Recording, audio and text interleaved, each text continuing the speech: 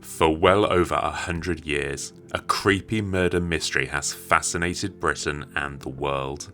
People just can't seem to get enough about Jack the Ripper.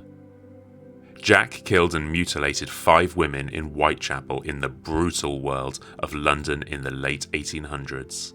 Over the years, many names have been suggested as the potential killer.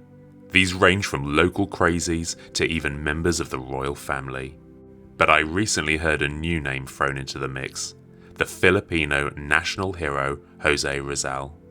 The late 1800s were a brutal time, especially if you were poor. Despite the huge growth of industry in Britain, there was just not enough work for the huge amount of people that now lived in London. Areas in the east of the city were overrun and filthy. Many women maybe saw no other option but to turn to sex work. This was of course extremely risky. There was no CCTV or forensics back then, so violence could happen and people could easily get away with their crimes. This reality unfortunately gave Jack the Ripper plenty of opportunities to find victims. All 5 of the women known to be killed by him were sex workers, and they were all killed in the dark of night. His crimes understandably caused a big reaction. I mean, it would have been scary enough around the streets of East London, with limited light and dangerous people around. But throw a violent killer in the mix, and I can imagine many would have been terrified to leave their front doors. Last year I visited the Philippines for the first time, and I heard a whole lot about Jose Rizal. The Philippines is a phenomenal place with wonderful people, and I cannot wait to go back. Now I must say I was not very aware of Jose Rizal before my trip, but now I feel like I know so much more about the national hero of the Philippines. So who is he, and why is he seen as a hero? He was born in summer 1861 in Laguna. He was a clever child and he learned to read and write at a very young age. At school he impressed his teachers with his dedication to learning and his natural intelligence. As a young man, he travelled halfway round the world to complete his medical degree in Madrid. He would also go on to study in France and Germany.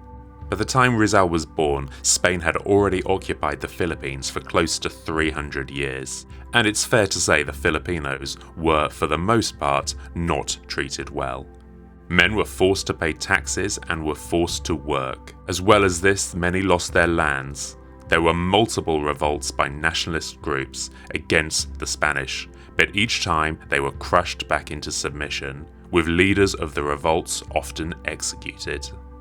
Rizal wrote 2 famous books where he talked about the terrible treatment from the Spanish, as well as the issues of corruption within the church. His books were an inspiration to the people of the Philippines. But the Spanish were furious about them because they exposed terrible truths and could lead to uprising. The books were banned, although some managed to secretly get copies and share them. So why has it been thought that Rizal could be Jack the Ripper? Let's look at some of the clues. The timings are interesting. It is certain that Rizal was in London at the time when everything was happening with the Jack the Ripper case. He is thought to have arrived in London in May 1888. The first killing took place in August the same year.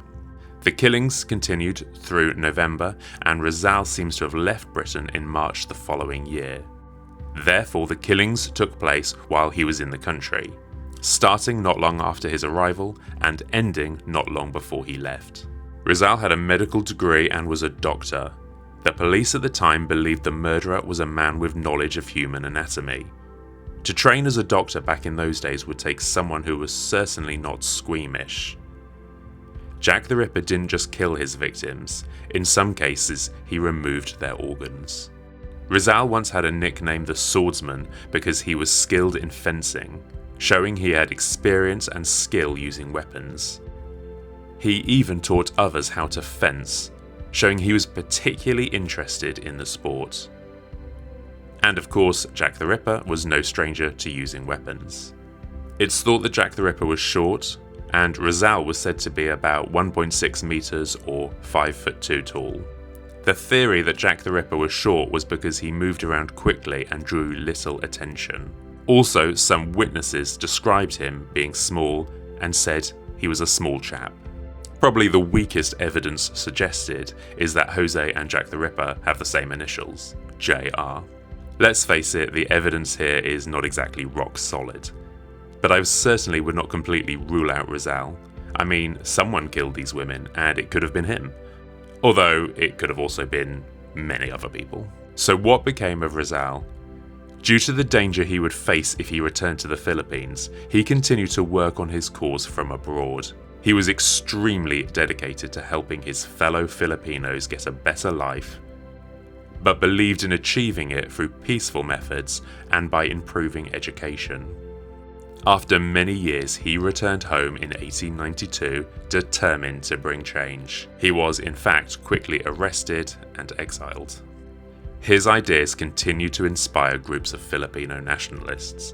Rizal was linked to some of these groups, even though he believed in different methods to achieve their goals. He was accused of being the leader of the Katipunan group, which was building momentum in the battle against the Spanish. In December 1896, he was executed by firing squad. It's said he was calm on the day of the execution and actually faced forwards towards the firing squad. His death was in fact the catalyst for the Filipino people to rise up against the Spanish. 2 years later, the Philippines was declared independent from Spanish rule, and the Filipino flag was raised for the first time.